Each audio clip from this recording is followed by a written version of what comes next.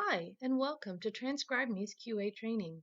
In this video, we're going to explore entering timestamps and speaker IDs to already transcribed sessions. Whether you're a brand new QA or an experienced one, I hope that you'll find information that's helpful to you in this video. You can find this information and much more in TranscribeMe's Sessions Handbook, which I'll link in the description box below. Enjoy the video!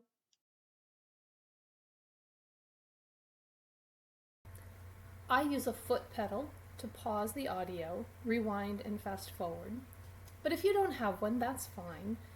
In the Hub session window, you can use hotkeys to do these things. To find out what the hotkeys are, come over here under the QA guidelines and click on Hotkeys, and you can see what each key controls. The file that we're going to be working with is a short 4-minute file that was completely transcribed by one transcriber. Even though it's not very long, it will give us a pretty good idea of some of the basics of timestamping and identifying speakers. In this video, we are only going to be talking about speaker IDs and timestamps. We are not going to be editing the session at this time. That's the subject for another video. Before we get into how to insert timestamps at the correct place in the audio, let's first talk about how you put a timestamp into a session.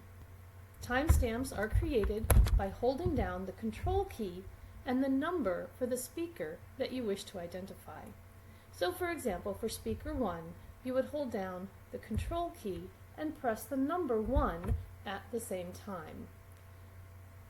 This gives you the orange timestamp that shows the speaker number and the time in the transcript that you are entering that speaker number. Please note that the Control key is used on both a Mac and a PC.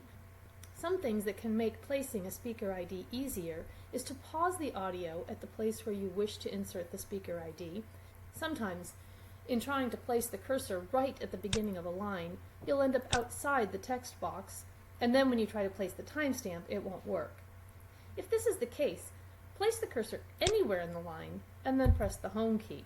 Then you're set up right where you need to be to place the timestamp. Remember that speakers must be ID'd in the order that they speak in the file. In other words, the first person to speak is always speaker 1, even if it's a recorded voice. The second speaker is speaker 2, the third, speaker 3, and so on. Timestamps must also be in chronological order. Timestamp 10 seconds has to be before timestamp 11 seconds. One last item to note, you do not need to add a space after the timestamp and before the first character on the line. Okay, so now that we have talked a little bit about how to timestamp, let's talk about how to identify speakers. It's always a good idea to keep a list of your speakers and the things you notice about them, especially when you get into files that have more than 3 or so speakers. If there are only 2, it's generally easier to tell them apart. However, you can get some files where even 2 speakers can be quite challenging. So what kinds of things do you want to note on your list to help you identify your speakers? Well, the most obvious one is whether it's a male or a female. You can also make note of an accent. Sometimes in a file it's obvious that one person is the interviewer and one or more are the responders or interviewees. You could also have more than one interviewer, and being able to tell what role they are playing in the file can help when speakers are similar sounding. You'll also want to take note of the tone, quality, and pitch of their voice. Do they speak loudly or softly? Do they have a high voice or a deep voice? Is their voice gravelly, nasally, clear, sing-songy? These are all things that you might want to note about your speaker. Another thing to note might be their distance from the mic. If the interviewer is sitting close to the mic and your interviewees are further away, the volume of their conversation can give you an indication of which speaker it is. This is more difficult if your speakers are moving around, however, and it can make it a little tricky because you might think that a speaker is different when actually it's the same person who has just moved away. Finally, make note of any vocal tics or habits that your speakers might have. All of these things can help when you have similar sounding speakers in order to help differentiate them. A little later on, I'm going to show you how to use the speaker dialog box to help differentiate similar sounding speakers. Now that we have some of that introductory information out of the way, let's go into this section and add the speaker IDs and timestamps. As you can see, I have deleted that initial timestamp from when I was demonstrating how to add a timestamp because I wasn't really paying very close attention to the time that speaker 1 began to speak. Obviously, the first person to speak will be speaker 1, so I'm going to listen for a little bit to see if he or she speaks right away or if there's a pause before the audio begins. Before we really dive deep into the Okay, he begins speaking pretty much as soon as the audio starts, so I'm going to rewind, move my cursor to the beginning of the line by pressing home, and then by pressing Control and the number 1, I will insert the timestamp. In a little bit, when we discuss the speaker ID dialog box, I'm going to give you a reason why it might not be the best idea to have a timestamp that is all zeros. But for now, we're going to leave it like that. Let's listen for just a few seconds and see if we can come up with some distinguishing characteristics to help us identify our speaker 1.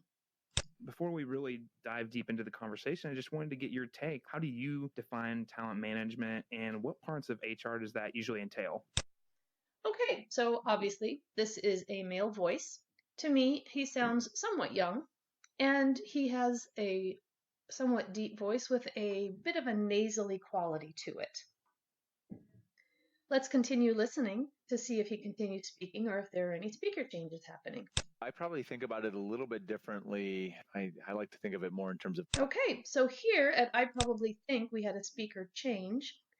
According to the session's handbook, each speaker needs to be on a new line, so I'm going to hit the Enter key to drop that down there. I will rewind just a bit so that I can time this stamp when speaker 2 begins speaking. And talent management, and what parts of HR does that usually entail? Okay, because our speaker 2 began speaking right after speaker 1 finished, I lifted my foot from the foot pedal when speaker 1 finished, and I'm going to place my second stamp. We'll go back just a little bit. Listen. Management, and what parts of HR does that usually entail? And you can see if I lift my foot when he begins speaking, I have 8 seconds on the timestamp, and the timer up here shows 8 seconds as well. Another thing that I can mention about our speakers is that speaker 1 is asking questions, and speaker 2 appears to be answering them. So we have an interviewer-interviewee setup here, and when questions are being asked, generally it's probably going to be speaker 1, and when responses are given, it's probably going to be speaker 2. Let's listen to speaker 2 and identify some characteristics in his voice. Entail. I probably think about it a little bit differently. I like to think of it more in terms of processes, but the talent processes are really... Okay, again, we have a male voice. He also sounds rather young, 20s, 30s, something like that. His voice is a little bit higher pitched than the other, and it doesn't have the same nasally quality. It has a clearer tone to it to my ears. We're going to skip ahead now to the end of this paragraph. I have already listened to this file, so I know that there is not a speaker change in this paragraph. And we'll see if we have another speaker or if we come back to speaker 1. Unlocking that potential and pointing it at the right thing. So in light of the digital... Okay, so we have another speaker, and we can tell, obviously, that it is a different speaker because now we have a female voice chiming in. So I'm going to place my cursor so that I can put in speaker 3 by clicking in the line and pressing the home key. Rewinding a bit. Potential and pointing it at the right thing.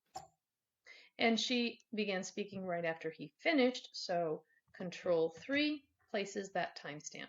At the right thing. So in light of the digital transformation, what talent management trends are beginning to change right now? One of the...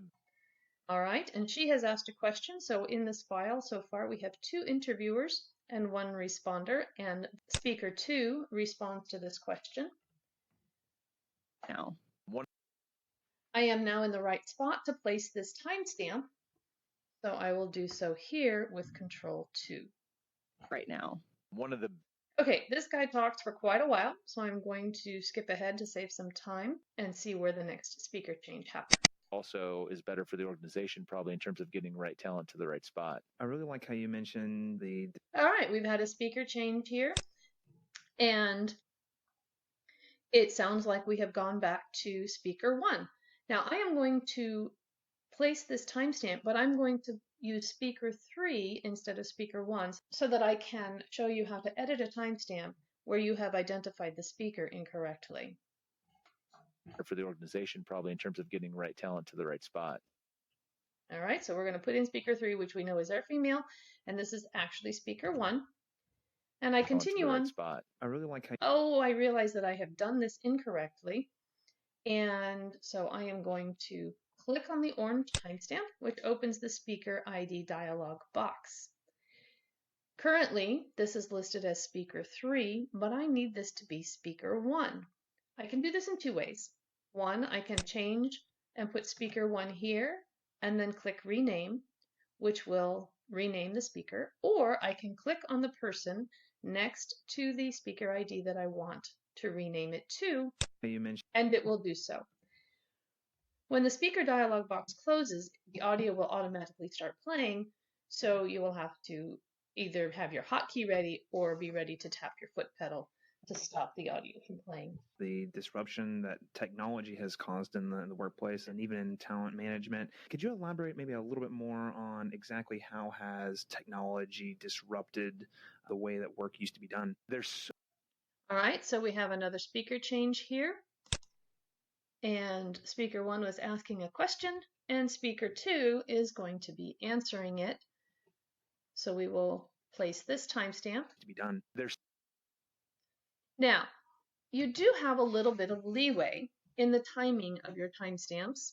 Officially, you have a 2-second leeway on either side of the timestamp, but we really do want to place those timestamps as close as possible to when the speaker began speaking.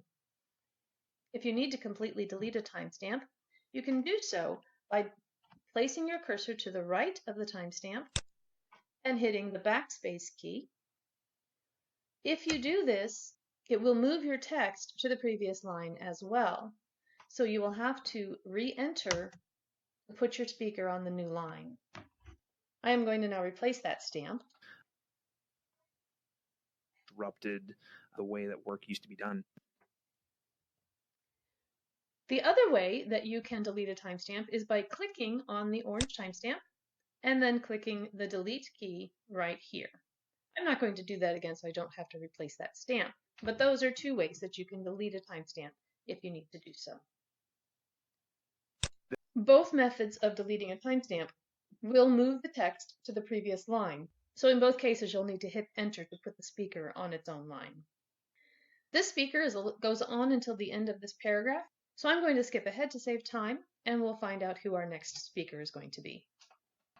those 2 things I think are really dynamically shifting what's happening around talent. With the employment. All right, there's our speaker 3 coming in, so we're going to rewind just a bit, What's happening around talent.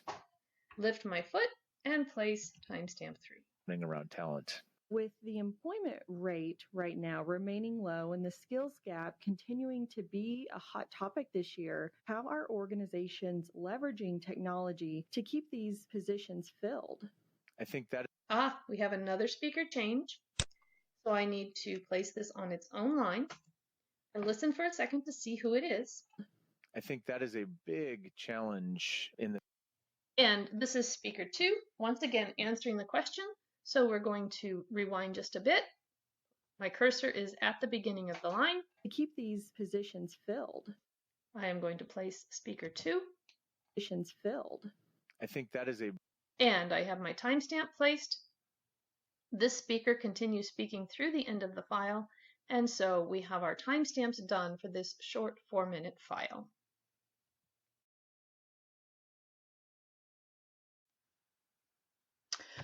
Okay, so the final thing that we need to discuss before wrapping up this video is the speaker dialog box. Now, we mentioned it a little bit earlier in this video as it pertains to changing a speaker ID or deleting a timestamp. There are a couple of other things that the speaker ID box is really useful for. One of them is in helping you to identify speakers. But before we get into that, I want to explain here why I told you that adding a timestamp with all zeros can be a bad idea. Now, if a person begins speaking right at the beginning of a file, it is absolutely not incorrect to put that timestamp before the audio starts. But watch what happens if you try to listen through the speaker ID box. If I click on this orange timestamp, it brings up what we call the speaker ID dialog box. Next to each speaker are play and pause arrows that allow you to listen to each instance of that speaker in the current file. Next to the speaker that you have clicked on, in this orange box, lists the current timestamp. This says that it is the timestamp at 00, but if I hit the play button, I really like how you mentioned the disrupt. It actually plays what the speaker is saying at 1:58, down here if you follow my cursor. When the timestamp is at 00, the speaker dialog box will not play what the speaker said at the beginning of the file. This makes it difficult to compare other instances back to that very first speaker. So my suggestion is I'm going to delete this timestamp. I like to think of it more in terms of Go back to the very beginning of the file, and I'm going to start the audio and stop it immediately. Now I'm going to place that timestamp, and it has milliseconds, so it's not at the very beginning. Now if I go back to the speaker ID dialog box by clicking on the timestamp, I see that the current stamp is this 344 milliseconds. Before we really dive deep into the conversation, and it plays it before we really dive deep. I can use the forward button to skip to the next instance of this speaker. I really like how you mentioned the disruption that technology at 1:58. And now you see I have both instances of this man speaking in the file, and I can compare those two instances to make sure that I have them ID'd correctly. Another thing to point out is that the clip that the speaker dialog box plays starts at the timestamp that you have entered and ends at the next timestamp. So the speaker dialog box is only as useful as your timestamps are accurate. When this can be a problem is when you have a quick back and forth between speakers and you're trying to catch these short clipped responses and identify who is saying them. The more accurate your timestamps are, the more useful this dialog box will be in cycling through your speakers. So one thing you can do when you're finished with your file and just prior to submission is to open the speaker dialog box and click through the instances of your speakers to make sure that you haven't misidentified someone. Now, just for grins, I'm going to go change one of speaker 2's IDs to speaker 3. get your take. How do you define talent? Okay. Now let's say I'm done with my file and I'm going to check my speakers. Before we really dive deep, I really like how you mentioned. Okay, there's speaker 1. Here we go on speaker 2. I probably think about it a little. There's so many different. I think that is a big challenge in the talent acquisition. Okay, now let's listen to speaker 3. So in light of the One of the biggest. Oh, we have a problem here. That's obviously not speaker 3. So what I'm going to do is I'm going to note down where this timestamp is, 50.383. It's identified as speaker 3, and I want it to be speaker 2. I'm going to click outside of the speaker dialog box to get rid of it. Management. Stop my audio. Find timestamp at 50.383. Open the speaker dialog box and make that speaker 2 by clicking on the little person next to 2. And what parts of HR does And now my speakers are all ID'd correct. The final thing that I want to talk about in relation to the speaker ID dialog box is how you can use it to rename an entire set of a speaker ID to something else. Let's say that I realized that there was a speaker that spoke between speaker 2 here at 8 seconds and speaker 3 at 43 seconds. So speaker 3 is no longer speaker 3, but speaker 4. I can go into my speaker dialog box. I'm on speaker 3. I can put a 4 here and then click rename all.